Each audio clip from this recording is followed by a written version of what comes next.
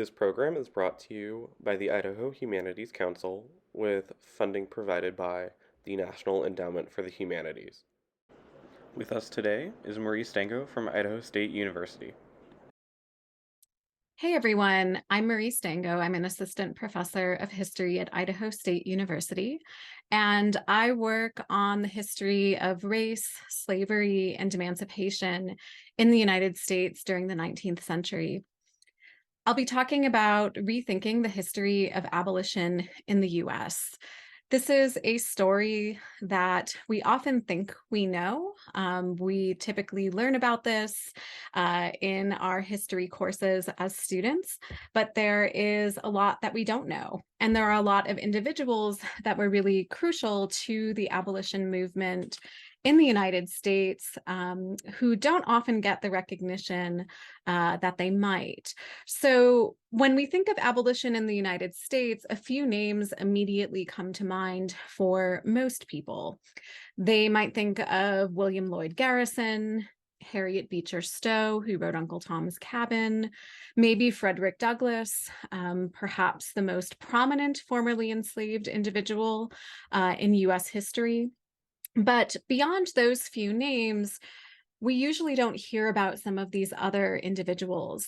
And one of the things that I want to highlight in my presentation are the ways in which African Americans themselves were the vanguard of the abolition movement, really began the abolition movement and grew the abolition movement throughout the 19th century. And so to tell this story today, I'm going to introduce you to a few different prominent individuals and movements within this larger story of abolition. So I'm going to talk about two key moments in the history of abolition in the US.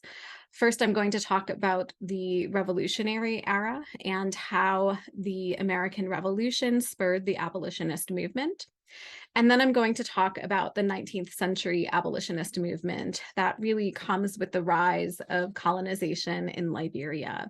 And I'll talk more about colonization later on. So before we even get to the revolution, one of the things that I want to highlight is that enslaved people themselves were the first abolitionists.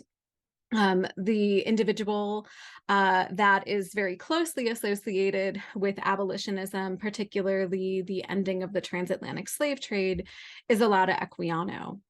And Equiano was an enslaved man who was kidnapped from his homeland in what's now southern Nigeria, and his ethnicity was Igbo. And he wrote about being taken captive and put on board a slaving ship and enduring what is known as the Middle Passage from the African coast to the Americas.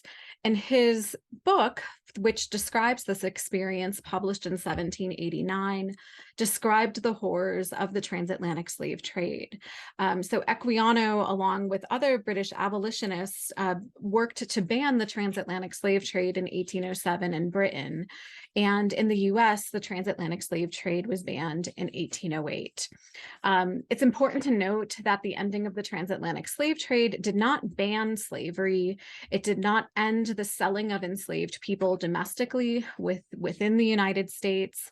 It's simply referring to the selling of people from the African continent to the United States. So this story of abolition and that I'm telling you actually has a long history, and I can point to other examples as well, including the 1739 Stono Rebellion in South Carolina, in which enslaved people rose up to try to seize their freedom from their enslavers. So there's a long history before we even get to the revolution. We do, however, see a lot of momentum for the abolition movement during the Revolutionary era. Now, some historians see the American Revolution as the largest slave revolt in American history. And they do so because there was around 100,000 enslaved people who liberated themselves during the Revolution. So during the chaos of war, they fled to freedom. Or, on the other hand, they literally fought for for their freedom. There were about 20,000 African Americans who fought for the British. The British, under Lord Dunmore's proclamation in 1775, had offered freedom in exchange for military service for those enslaved people owned by the Patriots or the rebels. And this was even extended in 1779, in which even more enslaved individuals who had been owned by the Patriots were offered their freedom as well. So again, about 20,000 African Americans who ally themselves with the British are able to secure their freedom during the American Revolution. Some of them end up evacuating with the British at the end of the war in 1783. Some of them go to Nova Scotia in Canada. And among that group, a number of them go to Sierra Leone in West Africa, which is a British colony. And one of the formerly enslaved men who fights for the British, goes to Nova Scotia, and then goes to Sierra Leone, was named Harry Washington.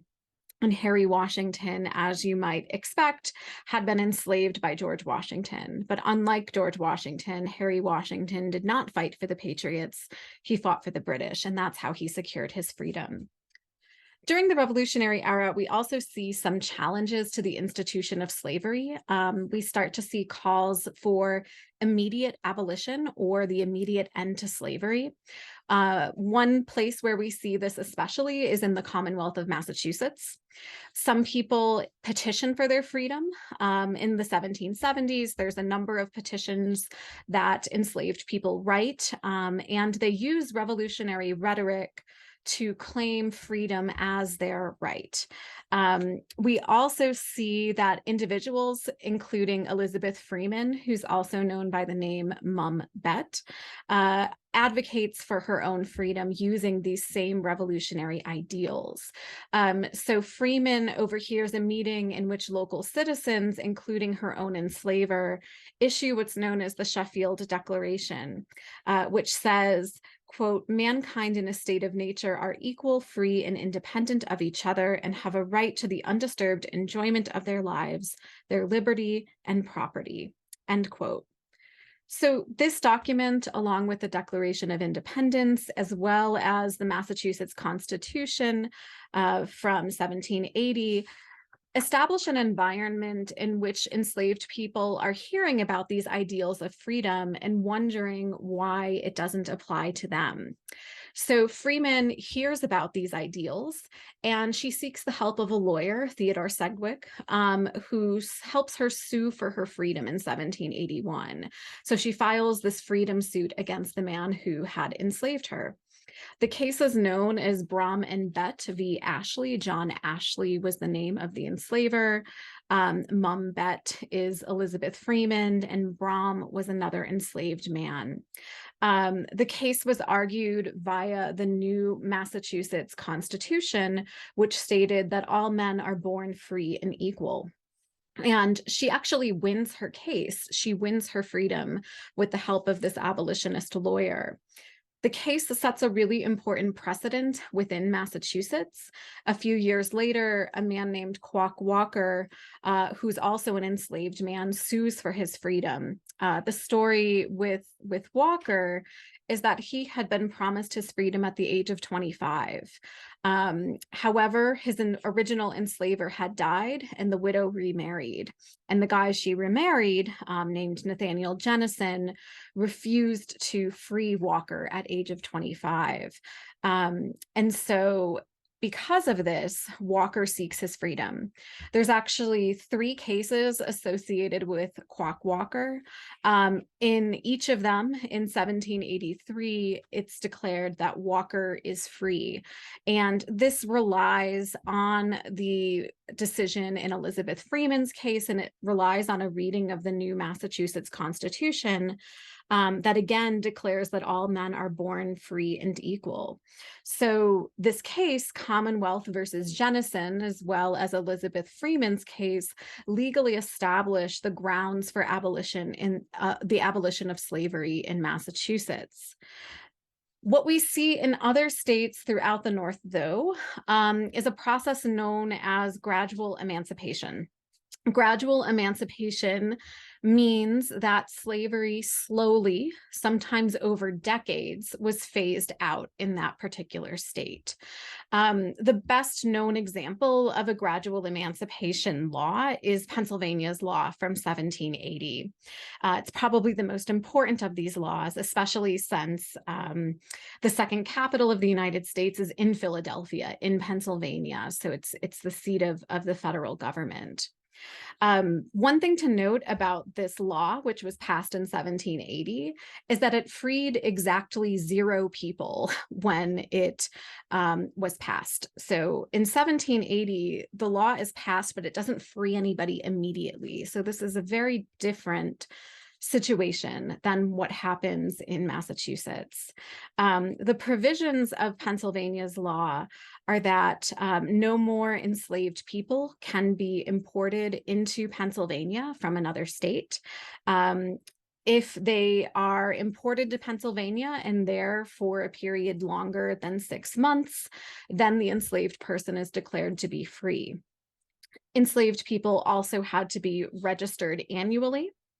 And then the law provided for gradual emancipation by saying that children born to enslaved mothers would be free after 28 years of indentured servitude. So this is why the law did not immediately free anybody. It only applied to the children of enslaved mothers born after 1780 after 28 years. So this is a long period in which these children have to wait for their freedom. And again, it doesn't apply to their mothers, their parents, anybody born before 1780. The law also doesn't apply to members of Congress. And again, this is the capital at the time in Philadelphia. However, the law does apply to the president, George Washington. George Washington, as many people I think know at this point, was an enslaver. Enslaved people worked on his plantation at Mount Vernon. And so when Washington went to Philadelphia to assume his duties as president of the United States, he brought enslaved people with him. And what he would do to get around the 1780 law is that every 6 months, he would take the enslaved people he brought with him to Philadelphia, bring them to a state where slavery was legal, and only then return them to Pennsylvania. So essentially, he was resetting that 6-month clock regularly so that enslaved people still worked in his household in Pennsylvania. We know that while Washington was in Philadelphia serving as president, that some enslaved people ran away from his household. One of these individuals who we know quite a lot about because she gave 2 interviews towards the end of her life was Ona Judge. So Ona Judge was an enslaved woman who was brought by Washington to New York and then to Philadelphia when the capital was in New York and then when the capital was in Philadelphia. And we know that Ona Judge escaped from slavery from Philadelphia. She actually ran away to New Hampshire in 1796. And Washington tried on multiple occasions to get Ona Judge back. So he had an advertisement placed in the Pennsylvania Gazette in 1796 to announce that Ona Judge had run away and offered a reward to anybody who could help him get her back. So he attempts to do so and eventually figures out that she is in New Hampshire. At one point, he sends Martha Washington's nephew to New Hampshire to try to get Ona Judge back. Ona Judge is luckily warned by New Hampshire Senator John Langdon, who was starting to question the institution of slavery. Langdon warns Ona Judge that Washington has sent someone to come for her. And because she's warned, she's able to flee, to go to someone else's house and avoid being taken back into slavery. So Ona Judge, I think, is a good example of how we see enslaved people during the Revolutionary period apply the ideals of revolution to their own lives and escape with their own freedom. So Ona Judge is self-emancipated. She's never legally emancipated. She never receives any kind of documents that say she's a free woman. So she's in a vulnerable position while she's in New Hampshire. But she lives as a free woman. She marries a free Black man, Jack Staines, and she has 2 children with him. And she dies as a free woman. She's never taken back into slavery. So again, when we're looking at these Revolutionary era laws, Pennsylvania is one of them. We have to understand that the laws did not abolish slavery, and it did nothing for enslaved people born before 1780. So Pennsylvania, for instance, had to pass another law in 1847 to officially abolish slavery in the Commonwealth of Pennsylvania. So it wasn't 1780 that slavery was abolished in Pennsylvania. It was actually 1847. We see some slightly different patterns emerge in the Upper South in places like Maryland and Virginia. Some individual enslavers begin to question the institution of slavery, and they often do so on moral and religious grounds. So some religious groups, particularly the Quakers, followed by the Methodists and Presbyterians, start to interpret their faith as prohibiting slavery, or at least having significant problems with the institution of slavery.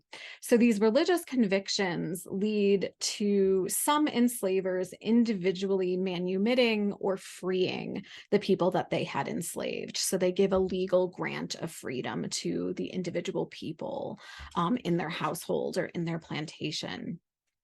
Now, depending on the state, this avenue to freedom was closed after the early years of the Revolutionary era into the early Republic. Some states started to pass laws that prevented enslavers from manumitting or freeing the people that they had owned. Or some states start to pass laws that require people who are freed, people who are manumitted, to leave the state. And if they refuse to leave the state, they risk being re-enslaved. And this is particularly challenging for enslaved individuals, because sometimes when an enslaved individual was manumitted, that didn't mean that their children or their parents or their other kin networks were freed. So for some individuals, this was a choice between being free or being removed from your family, from your children. Some of these laws are driven by fears of free Black populations growing. This is partly a reaction to the Haitian Revolution from 1791 into 1804. The Haitian Revolution was the largest slave revolt in modern history, in which the individuals on the French colony of Saint-Domingue overthrew the institution of slavery and overthrew the French system of governance and established a free Black republic in the Western Hemisphere. So some enslavers in the United States were afraid that a revolt like what had happened in Haiti would occur in areas where there were large numbers of free people of color.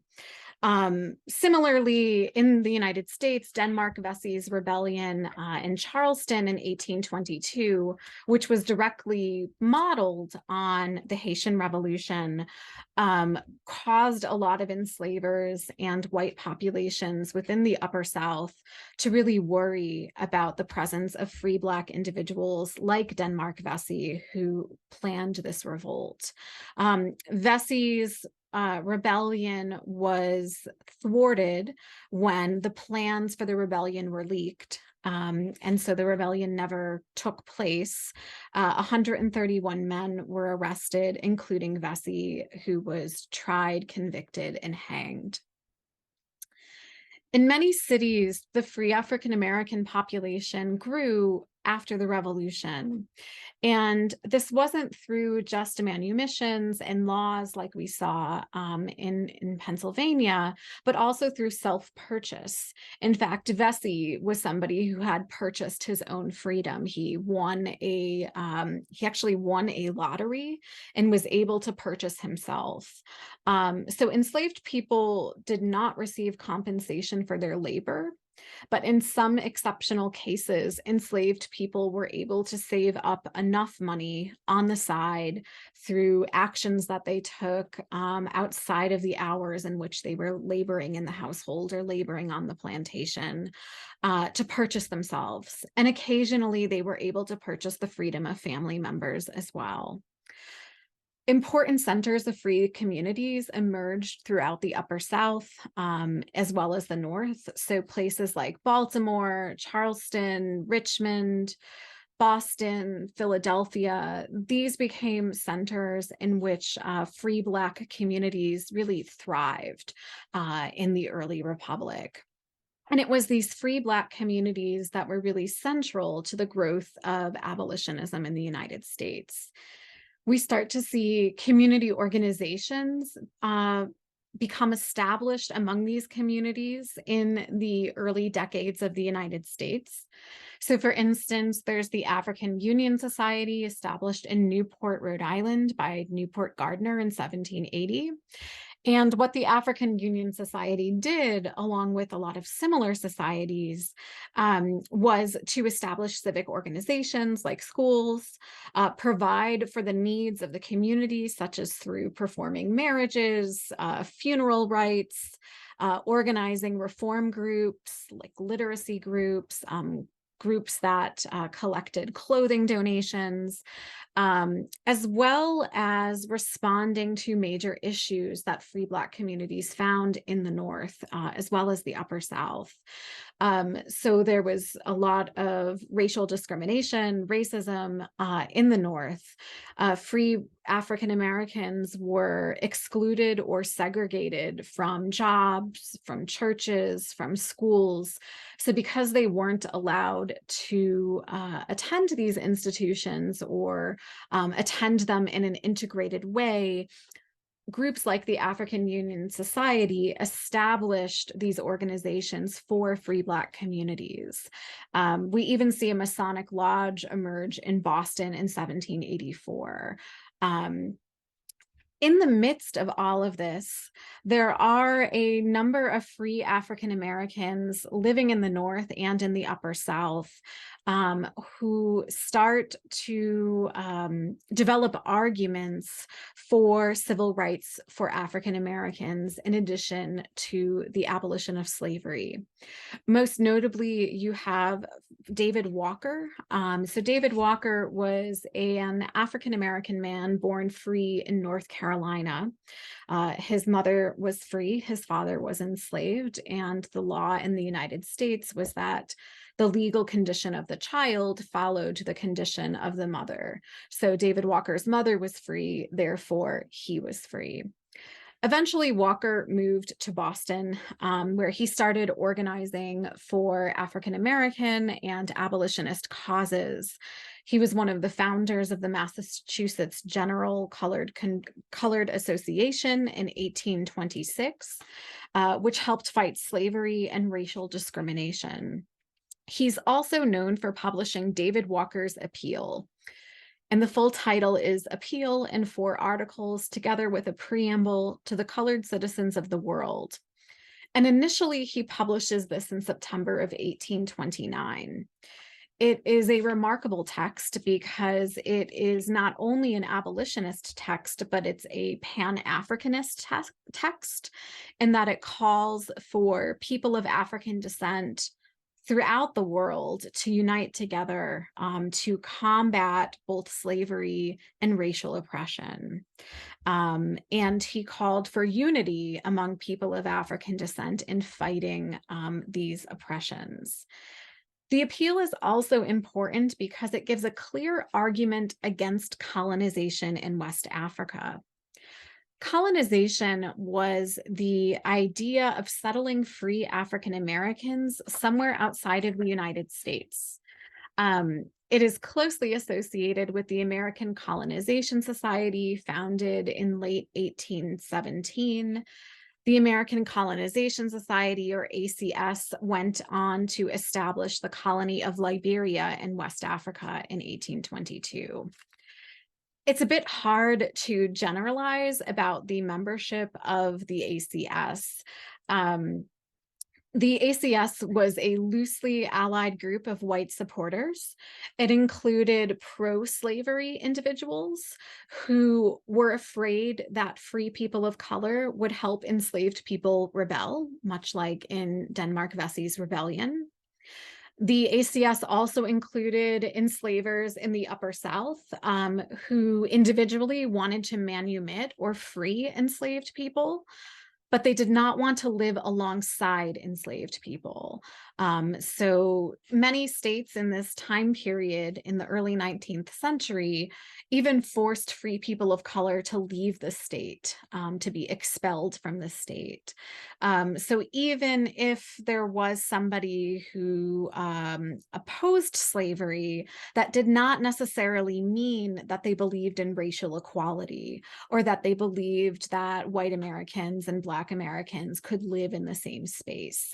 So this is where this idea of settling people of color in Liberia comes from. There were also some religious leaders that were part of the American Colonization Society who hoped to send missionaries to Africa. So this is sort of in the early years of African colonization. In the 19th century, Liberia in many ways is sort of a colonial foothold for what emerges by the end of the century. So like David Walker, the majority of the free Black community in the United States opposed colonization. And they opposed colonization because they believed that people of African descent in the United States were American citizens and were entitled to the rights and obligations of any American citizen of any color. So I'm going to quote here from David Walker's appeal a bit at length because I think it makes this argument really clear. Quote, "Will any of us leave our homes and go to Africa? I hope not. Let them commence their attack upon us as they did our brethren in Ohio, driving and beating us from our country and my soul for theirs. They will have enough of it. Let no man of us begrudge one step, and let slaveholders come to beat us from our country. America is more our country than it is the whites. We have enriched it with our blood and tears. The greatest riches in all America have arisen from our blood and tears. And will they drive us from our property and homes, which we have earned with our blood? They must look sharp, or this very thing will bring swift destruction upon them." End quote. So Walker's appeal made this argument for birthright citizenship for African Americans. And in the quotation I just read, he's referring to the Cincinnati riots from 1829. There was a law passed in Ohio that required African Americans to pay a $500 surety bond. And if they failed to pay this bond, they would have to leave the state within 30 days. And violence ensued as white mobs attacked Black communities in the First Ward in Cincinnati. Some of these African Americans in Cincinnati defended themselves. Others fled from this racial violence and had to seek refuge elsewhere, including in Canada. And in part because of the discrimination and racial violence of the antebellum period, of the pre-Civil War period, some African Americans did decide to go to Liberia. Many of them were seeking to escape this kind of racial violence and persecution. So there were about 13,000 African Americans who went to Liberia in the era before the Civil War. Some of these individuals were people who had been born free or had been free for decades before going to Liberia, but a lot of them had been enslaved people who were given a choice. They could remain enslaved in the United States, or they could be freed on the condition that they go to Liberia. So really, this is an idea of an expulsion or state of exile in exchange for one's freedom. And the idea for colonization might make you think of the expulsion of indigenous people from the southeastern part of the United States in the early republic as well, right? Known as Indian removal along the Trail of Tears, for example.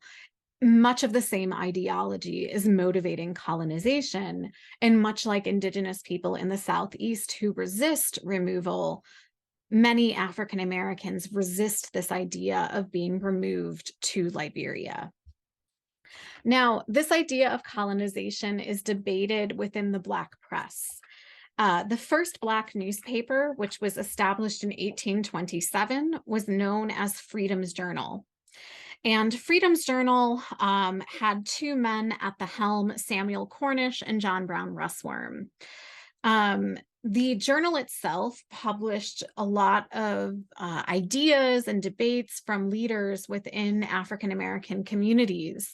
They discussed colonization, they discussed birthright citizenship, they discussed the issues of civil rights within the United States. So the editor, John Brown Russwurm, was actually born in Jamaica to an enslaved mother and a white planter father. And his father actually recognized Russwurm as his son, which was more common in the Caribbean than it was in the United States. It certainly wasn't ubiquitous. And Russwurm actually was able to go to the United States and get an education at a U.S. college, Bowdoin College. There, after being educated, he went into the newspaper business, and that's how he got into working on Freedom's Journal. Some of the things they discussed were questions like, how should Black abolitionists work with white abolitionists? Should African Americans look for a place to live outside the US? And then it also included news, so stories about ministers traveling, different conventions and goings-on at churches. It advertised goods for sale in Black-owned businesses. It also included things like marriage records, births, deaths, etc. Now, Freedom's Journal initially had opposed colonization in Liberia. However, in 1829, John Brown Russwurm, who had been the editor, changes his mind. Russwurm decides to migrate to Liberia in 1829, and this is highly controversial. So the newspaper had largely opposed colonization, and here's one of the editors deciding to participate in colonization. This is so controversial that he's actually burned in effigy in Philadelphia because the free Black community in Philadelphia is so opposed to this idea of colonization and advocating for birthright citizenship instead. Russwurm goes to Liberia and has a very interesting career there. He edits the Liberia Herald, which is the newspaper in Monrovia, Liberia, Liberia's capital. And then later on in 1836, he moves down the coast to another settlement in what will eventually become Liberia, the settlement of Maryland in Africa, which was established by the Maryland Colonization Society. And in 1836, he becomes the first Black governor in what will become Liberia. So he takes on this leadership position in Liberia that would not have been open to him in the United States. So I mentioned Russwurm had been burned in effigy in Philadelphia, and I'm actually going to spend some time now talking about Philadelphia more substantially. So Philadelphia was a crucial site of organization and abolitionism. As I mentioned, the anti-colonization movement was really strong within Philadelphia. And it's that anti-colonization movement that really grows into the abolitionist movement. So For free Black Americans living in Philadelphia or living throughout the United States, colonization represents an existential threat. The fear of being removed to a different country entirely, to a different continent entirely. And they had real reason to fear that this might happen, again, because states were passing laws that prohibited free Black Americans from living there. And because African Americans knew about what was going on in the southeastern part of the US with the expulsion of Indigenous people from the Southeast. So this was a real threat, removal to Liberia.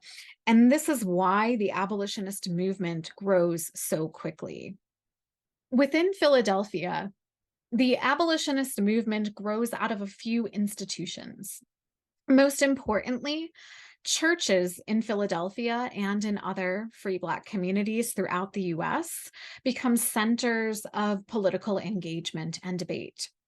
Within Philadelphia, Richard Allen and Absalom Jones established what's known as Mother Bethel African Methodist Episcopal, or AME, Church in 1794.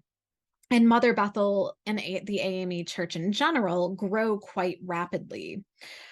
Much like I was talking about in other American cities like Newport, the AME Church had grown out of a free African society that was established around the time of the American Revolution.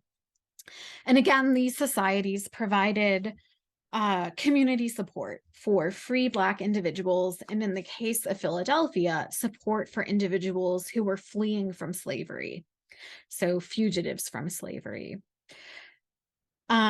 This community organization was crucial. They responded to racial violence, to racism, discrimination. They started to establish resources for Black communities in the United States. So again, things like clothing donation, help finding jobs, education was a huge part of this too. In most parts of the United States, in the South, enslaved or free African Americans were legally prohibited from learning how to read or write. So many African Americans were not legally allowed to learn how to read or write. And one of the things that these community organizations do is establish schools. Within Philadelphia, there is a free Black middle class that emerges. So individuals like James Fortin, who was a sail maker, so ships, sailing ships. He was one of the wealthiest individuals within Philadelphia, white or Black. There were other individuals, including Robert Purvis, who rose to prominence within these communities in Philadelphia. So it was a really thriving middle class that emerges kind of by the 1820s and 1830s in Philadelphia. So propertied Black men in Pennsylvania had the right to vote. If they could meet the property qualification, they were able to vote. But in 1838, Pennsylvania amends its constitution. And when it amends its constitution, it takes away voting rights for Black men. So Black men had the right to vote in Pennsylvania, and then it was taken away in 1838. The Pennsylvania Constitution inserted the word white into the voting qualifications when the new Constitution was ratified.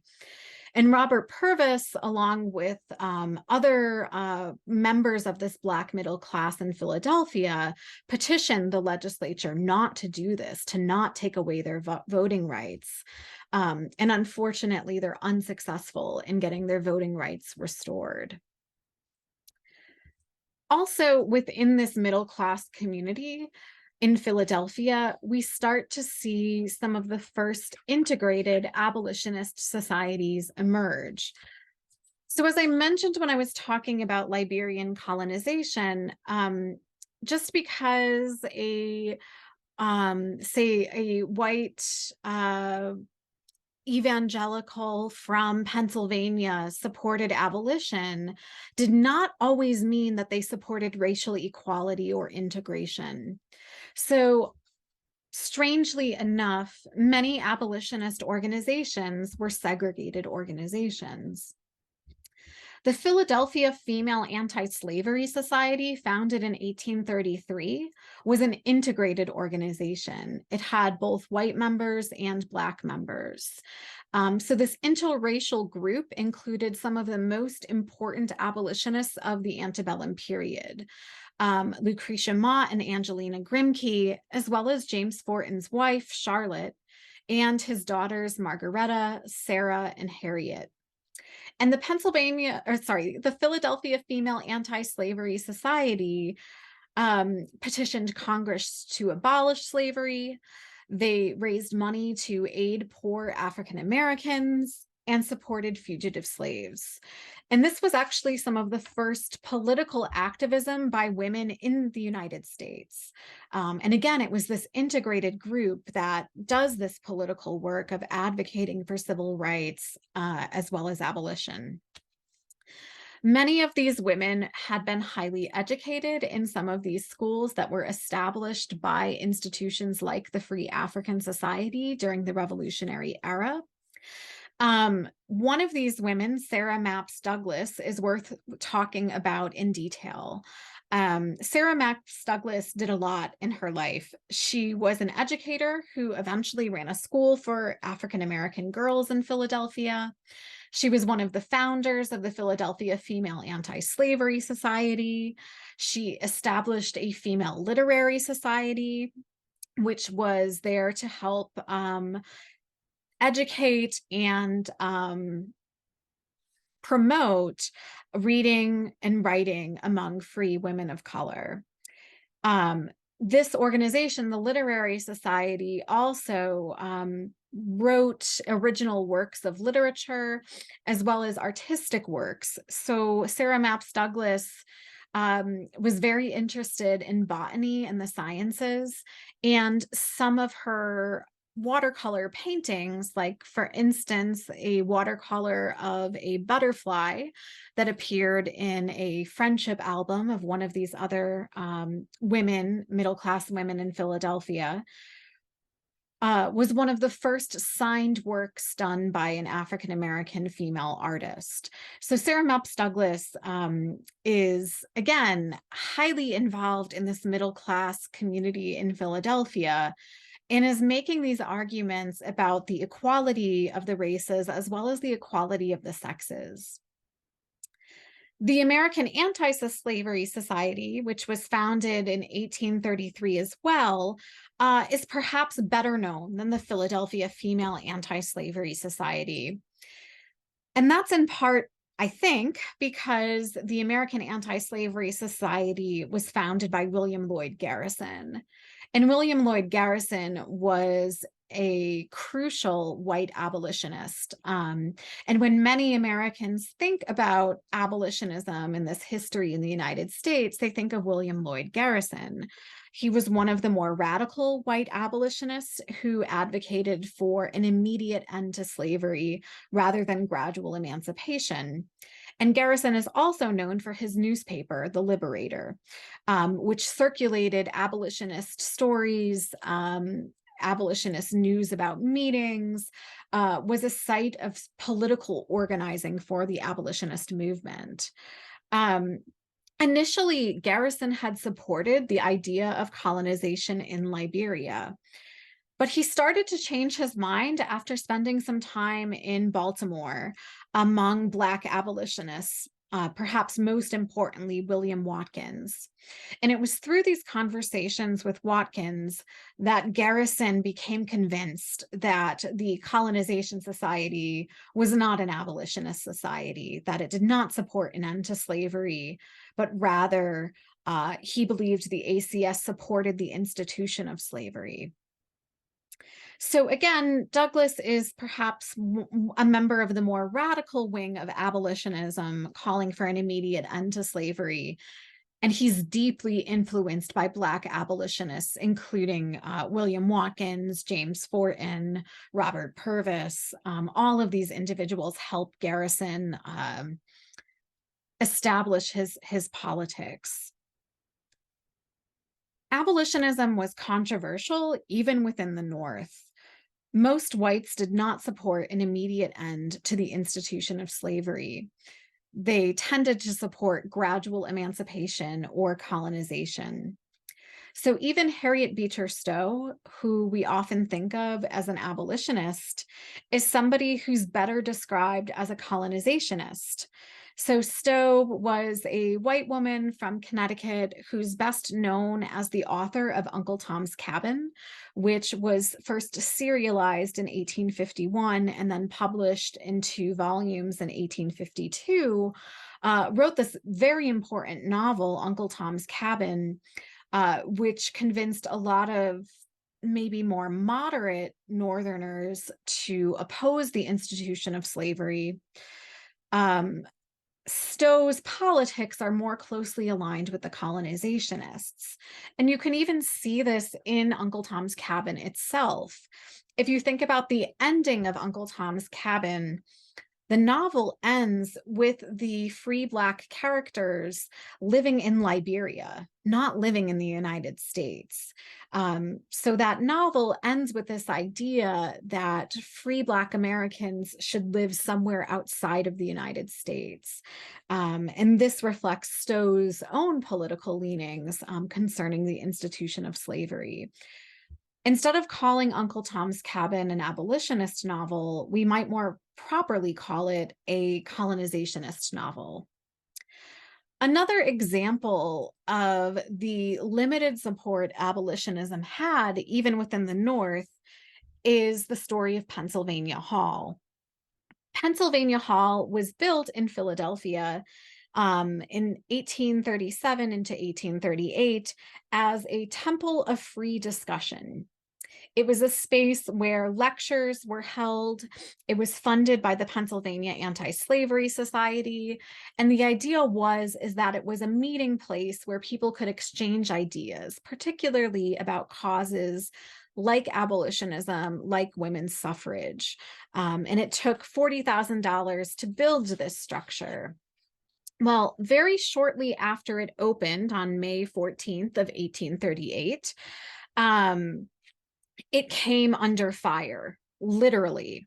So on May 14th of 1838, there were a number of speeches held at Pennsylvania Hall, as well as a wedding. The wedding of Angelina Grimke, who was a white female abolitionist, and Theodore Dwight Weld, who was also a white abolitionist. So Angelina Grimke and Theodore Dwight Weld hold their marriage there. The Grimkes, so Angelina Grimke and her sister Sarah Moore Grimke, were daughters of a wealthy enslaver from South Carolina. And the two sisters had converted to Quakerism and became abolitionists and moved to the North. So Grimke was a white abolitionist woman marrying a white abolitionist man. However, there were Black Americans in attendance at the wedding. And this idea of having interracial attendees was objectionable to many of the people living in Philadelphia at the time. So again, she's a white woman marrying another white man, but because she has African Americans in attendance at her wedding, it raises the concern or the fear or the worry about interracial marriage. And a lot of Philadelphians at the time opposed that idea of interracial marriage. She is actually giving a speech in Pennsylvania Hall when a mob is attacking Pennsylvania Hall. So the mob starts to gather the night of May 16th. It continues to roar outside during her speech. And then Pennsylvania Hall is burned the night of May 17th in a riot. The firemen in Philadelphia refused to put the flames out. And the next few nights, there is rioting, and Black institutions throughout Philadelphia are attacked. An orphanage for Black children is burned. The Bethel AME church that I was talking about earlier is attacked. Thankfully, it was saved by a guard of citizens who refused to let it be burned. But I think these incidents in Philadelphia, which we often think as the center of abolitionism in the United States, remind us that abolitionism was not supported by many Northerners and in many ways was a marginal position. So when abolitionists did their work, published their newspapers, gave lectures, they were doing so at extreme risk to themselves. Pennsylvania is also associated with the Underground Railroad. And this is a story that I think many of us Americans are familiar with. So the Underground Railroad refers to the network of safe houses by which enslaved people escaped to free territories. So they would escape to places like Philadelphia, to places that had abolished slavery, like Canada or Mexico, and seek freedom. So, some of these individuals who escaped from slavery on the Underground Railroad risked their lives to spread information about the horrors of slavery.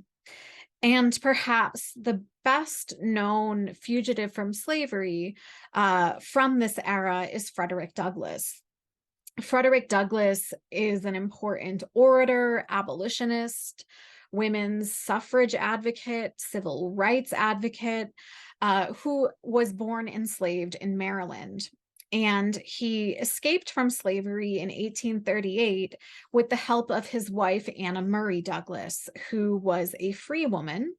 And she was a free woman who provided him with a uniform, which he then used to escape from slavery with. So he disguised himself. Douglass is known for giving a lot of speeches about his experiences as an enslaved man and his fight for freedom. He's also known for his 3 autobiographies, the first of which was published in 1845, Narrative in the Life of Frederick Douglass, in which Douglass lays bare the violence and terror of slavery in the United States. And it's through his narrative and through his orations and discussions of his experiences as an enslaved man that encourages some white Americans, particularly in the North, to oppose the institution of slavery. So, formerly enslaved people or fugitives from slavery talking about their experiences, giving that first person account, is what convinces a lot of more moderate Northerners to start to support the anti-slavery cause. Of course, there's other individuals like Douglass who are involved with the Underground Railroad or with escaping slavery. William Still is one of the most important figures when we're talking about the Underground Railroad in Pennsylvania. William Still helped over 700 enslaved people escape to get their freedom. And notably, he recorded their names in his documents. So he kept a ledger with the names of the individuals that he helped escape from slavery. And his office operated as a kind of information center that helped people who fled from slavery reunite with family members who had also run away, sometimes years prior. He was a close collaborator with somebody else very much associated with the Underground Railroad, Harriet Tubman. So Still's story is quite remarkable. His father had been able to free himself, though Still's mother was enslaved. Still's mother ran away with 2 of her youngest children to seek freedom. Unfortunately, she had to leave 2 of her children behind. When she arrived in New Jersey, after she ran away, she gave birth to William Still. So he was born into freedom. And William Still was working in his office, and he came across a man one day in his office who told him his story of escaping from slavery. And from listening to this story, William Still began to realize the man in front of him in the office was actually his brother, one of the brothers that his mother had been forced to leave behind when she fled her enslavement. Um, so really remarkable reunification of part of Still's family. Unfortunately, the other brother who had remained enslaved when their mother ran away died enslaved. He was whipped to death for leaving the plantation to visit his wife. So Still himself, like many of the people that came to his office, had known the horror and suffering experienced by enslaved people. Harriet Tubman's story is probably better known in the United States. She, like Frederick Douglass, had been enslaved in Maryland and emancipated herself. There's a few other things about Tubman's life that don't get discussed as much as her involvement in the Underground Railroad. Tubman had suffered from a disability for most of her life. She had been hit in the head with a weight while she was an enslaved woman. The weight had been thrown at another man and it hit her in the head. She suffered seizures for the rest of her life as a result of this injury. So she escaped on the Underground Railroad to Pennsylvania. And she's really well known because she returned to Maryland routinely over the next decade and helped another 70 or so slaves escape from Maryland. Tubman's also known for her work during the Civil War. She was a spy, she was a nurse, and she planned and implemented the Combahee River Raid in South Carolina, in which she traveled into Confederate-held territory along the Combahee River to recruit enslaved people to fight for the United States.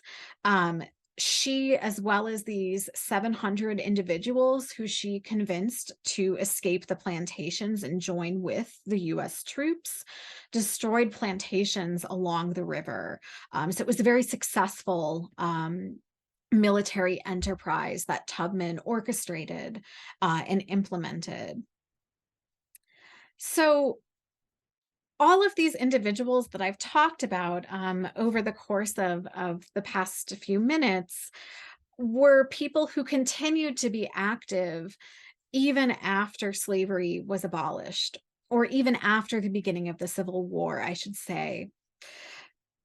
During the 1850s, there's a number of significant political changes within the United States that lead to the coming of the Civil War. In 1850, for instance, there's the Compromise of 1850, which led to the fear among Northerners of a Southern slave power in Washington, and a fear that Southerners and slave owners had corrupted the federal government. There was significant anger and outrage about the Fugitive Slave Act of 1850, which required citizens to assist in the return of fugitives from slaves. So suddenly, it became even more dangerous to be a fugitive from slavery in Philadelphia than it had been before, because now everybody else in Philadelphia was compelled by this law to assist in the return of fugitives. The Fugitive Slave Act, which was not the first act in the United States, there had been a Fugitive Slave Act on the books since 1793, but this new Fugitive Slave Act had more teeth than the previous one. Not only did it require citizens to assist in the return of fugitives, if somebody was deemed to be a slave, they did not have to appear before a judge. Federal commissioners were appointed to enforce the act, and anyone who assisted in finding runaways could be compensated for doing so. Similarly, anybody who assisted runaways, who did not return them, could be forced to pay $1,000 in fines or spend 6 months in prison. Um, the Fugitive Slave Act resulted in people who were legally free being taken into slavery, as well as fugitives who had escaped slavery being taken back in chains. In 1854 in Boston, this happened with a man named Anthony Burns, who had ran away from enslavement in Virginia, owned a store in Boston, and slave catchers eventually found him in Boston. He was dragged to prison in chains. A mob gathered outside of the Boston jail to demand his release. In the process, a deputy U.S. Marshal was shot. Boston was placed under martial law, and the military had to be sent in. Burns was taken from this Boston prison to Virginia. Later on, abolitionists paid $1,300 to purchase his freedom, but the incident itself provoked outrage among Northerners and radicalized more white abolitionists who had been moderate beforehand. So as I mentioned, many of these abolitionists, like Harriet Tubman, continued their work during the Civil War. The same networks that had supported free Black communities and fugitives from enslavement mobilized to support the war effort. The war created many refugees as enslaved people sought their freedom. And many of the same family networks and community networks that had been active during the abolitionist movement continued to fight for civil rights for African Americans during and after the war. Charlotte Fortin Grimke is a good example of one of these individuals. And as you can probably guess based on her name, she was part of that Philadelphia Fortin family that was part of the Black middle class. Her grandfather was the sailmaker James Fortin, and her aunts were the founders of the Pennsylvania Female Anti-Slavery Society. Charlotte Fortin later married Francis James Grimke, who was the enslaved nephew of Sarah and Angelina Grimke from South Carolina, the two white abolitionist sisters. Their brother had fathered children with an enslaved woman, and Francis James Grimke was one of these children. So Charlotte Fortin Grimke was educated as a teacher. She had been part of an anti-slavery society in Salem, Massachusetts. She had known the leading abolitionists, so people like Garrison, in addition to her own family members. And during the war, she went to Beaufort, South Carolina, to establish a school for some of these refugees from slavery. And this Beaufort, South Carolina, and the South Carolina Sea Islands hosted what was known as the Port Royal Experiment, in which freed people established schools, established civic organizations. In many ways, it was a rehearsal for Reconstruction, which followed after the Civil War. So again, Charlotte Fortin Grimke had been educated by these abolitionists, had been part of that movement, and then during and after the war and after the abolition of slavery with the 13th Amendment, continues those same strategies, that same kind of community organizing to fight for civil rights, even after the abolition of slavery.